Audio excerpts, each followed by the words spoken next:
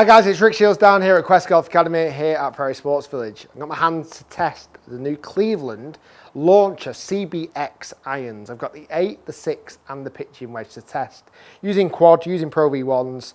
And this is the first set of our Cleveland irons I think I've ever tested on my channel, because Cleveland for many years decided not to make irons and woods.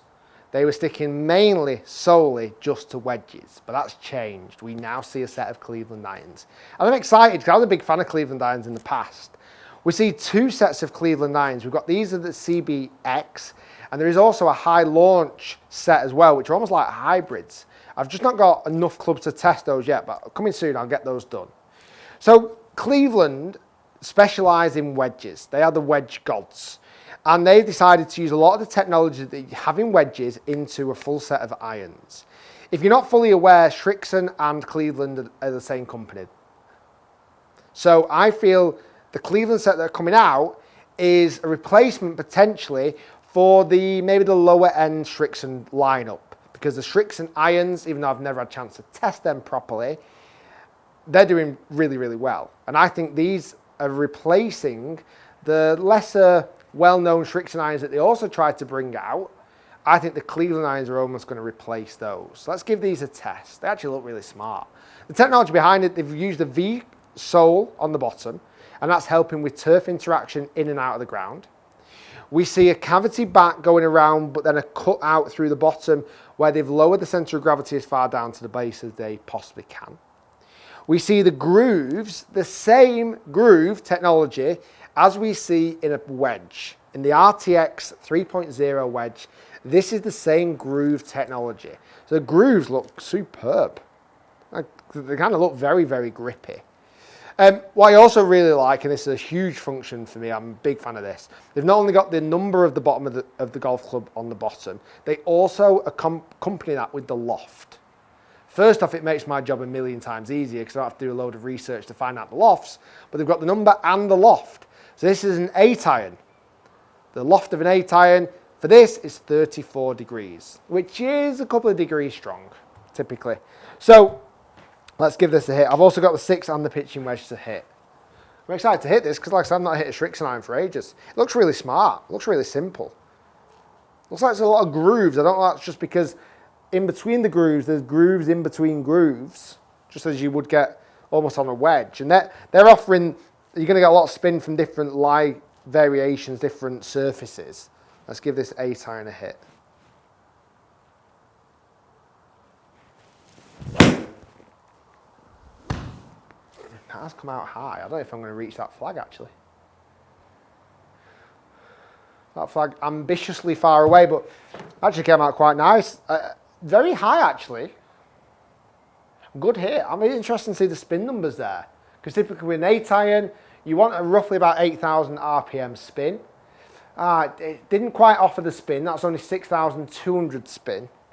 Let's just see whether that was strike or whether that was solely down to the club. 162 carry. Like I said, I would probably expect about 165 carry for a 34 degree club. That's a better hit. It's a golf shot. That was really well hit. Carried further than I expected actually. Didn't think I'd get back that far. They really do, and I've said this for about a few irons recently. Seem to be making irons that are going much higher in ball flight, a lot of manufacturers at the moment. That was 173 carry. So hopefully the spin isn't dropped off that too much. Yeah, 6,400. Remind you, I'm hitting an 8 iron. It's 1,000 low. What's the descent angle coming down? Nearly 50 degrees, so it's going to stop. It's going to have a bit of stopping power, but not loads. Let's hit another one.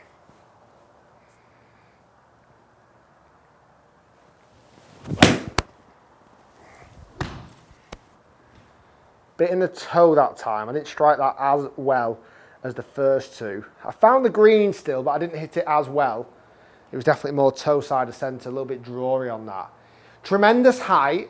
I am somewhat, I'm going to pull up the numbers, I'm somewhat disappointed with the spin. I was really, really hoping with all the knowledge that Cleveland have, I thought spin rate might have been a little bit higher there. Let me just pull up the averages. So we can see there the averages of the 3 shots. We've got 167 carry, which is healthy for a 34 degree 8 iron.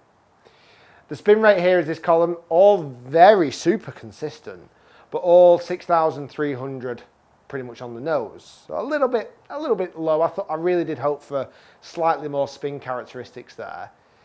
Peak height, 35 yards in the air. Nice height for an 8 iron, you know, good height. Yeah, I mean, it's hitting the numbers there. Feel-wise off the club, it felt super solid. I was actually getting some lovely feel off the golf club, and it looks smart. So far, no real grumbles, if I'm honest with you. I was just somewhat hoping that the spin rate just might have just been a little bit more impressive, just with the pedigree that obviously Shrixon has to offer. Let's move back to the 6 iron, which loft-wise, that's what I love. I've not even studied this yet. Loft is 26 degrees. Now, why they've done lofts, and it'll be more apparent when I go with the 6 iron, is first off, they saw a gap in the market that not a lot of brands were doing it. I think the only brand that I really know that have done it in the recent years is the Ben Hogan irons that I was using, but they never accompanied it with a number. They just solely had the loft, where this is number and loft. Because sometimes just loft on its own, you really have to rack your brain and think, what is a 7 iron? Or what do you think a 7 iron is? That was the only thing with just the lofts on their own. Let's give this a hit from, I've pulled the flag to 190 for this 26 degree 6 iron. It's a nice head. I like the colouring. I like the smoothness of almost the slightly brushed steel. Very much like, say, RTX 3.0 finish.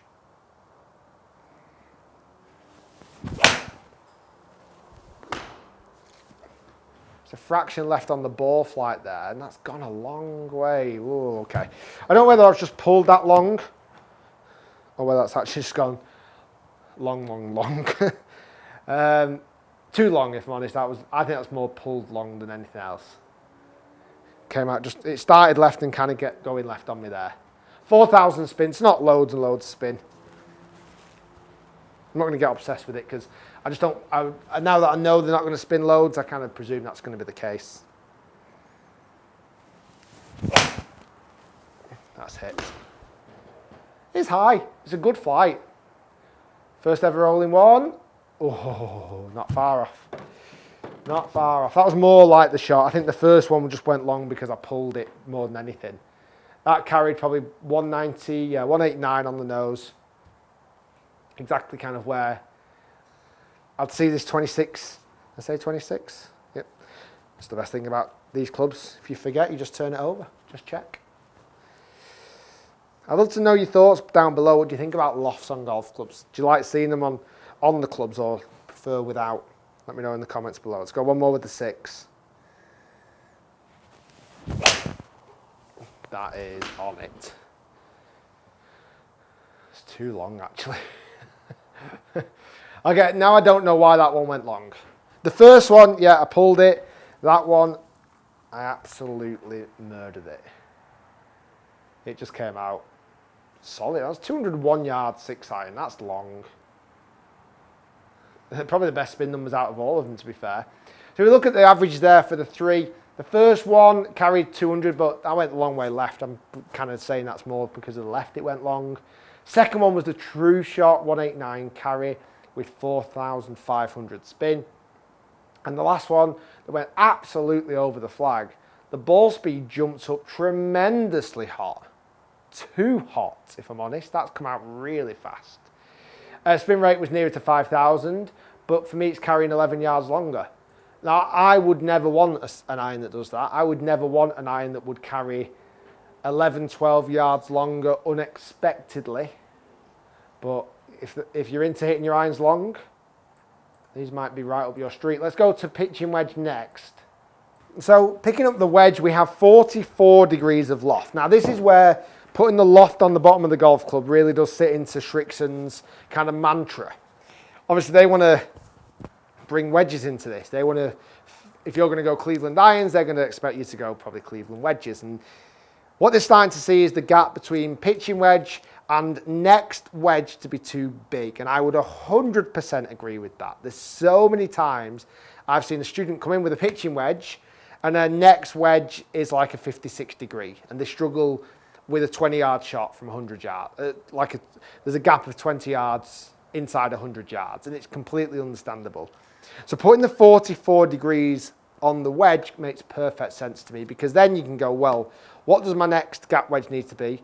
What does my sand wedge need to be? What does my lob wedge need to be? And I think with the 44, you'd probably go 50, 55 and 60, and you've got a lovely blend. Kind of works out nicely like that. Right, I'll put the flag at 150, because for me, it might be a little bit far there. Let me go 140. I actually think 150 is just a fraction too far. I think I meant to hit 140, but caught 150. So it's a nice shaped wedge again. This is where I expect these wedges just to do what they're going to do. You know, I'm not expecting them to be any different to a quality Cleveland wedge that they make.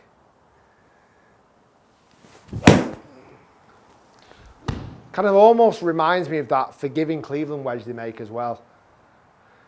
Pop in, pop in. I'm glad I've changed the distance from the flag, to be fair. Nice hit. Love the flight of that. Super straight down the barrel of it. 135 carry. Less than a yard off line. Seemed like a good flight. A little bit low on the spin again. That's the one thing I've been really disappointed about this set. I just really was anticipating better spin characteristics. Just with them who they are, the Cleveland. They make spinny wedges. Felt like they could have just possibly had the less loft but the high spin that we've all been kind of looking for a little bit. Let's go a couple more. Yeah, it's good again. I'm just seeing there's a little bit of inconsistency in the distance I seem to be finding with the shots. Kind of 10, 15 yards different seems to be popping up every now and again, which nobody wants. Whether that's just the hotness of the face or whether that's just my strike location, but both strikes felt, one heel, one slightly toe, felt okay. Certainly not a million miles away from the middle there. Go one more.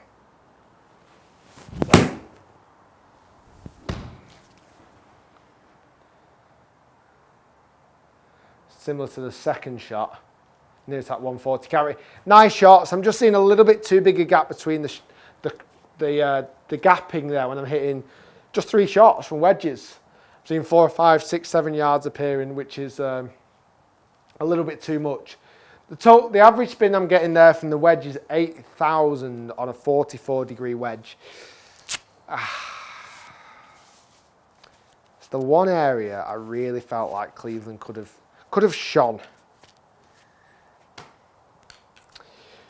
I'm not sad, I'm just disappointed, I think that's the main thing. Just like, I just thought like that groove face and everything, its heritage would have made a spinnier golf club. But either way, I think the golf clubs look smart. I think they're feeling okay. I think they're performing quite nicely. Getting a few hot shots, getting a few that seem to be going further than the others, but that's just design. I don't think that was strike. I felt like I actually struck them quite well to a degree. I think they look the part. I definitely think they're going to have much more of an appeal than the lower budget Shrixon set. 100%. I think bringing the name, the brand Cleveland back in driver, which I've tested already, the launcher driver. Got a fairway wood, which I need to test. I'll come to that in the channel soon. The high launch iron, which is like a hybrid iron almost. They're all going to come to the channel soon. Just need some more clubs for that. Guys, thanks for watching. Hopefully you enjoyed the video. If you did, hit that thumbs up button. What do you think about lofts on clubs? Are you a big fan, or would you rather just have the number and the letter? I'd love to hear your thoughts down below. Thanks for watching, guys. If you are new to my channel, hit that subscribe button, and we'll see you next time testing some more gear. Thanks for watching, and that was the Cleveland Launcher CBX irons. Done.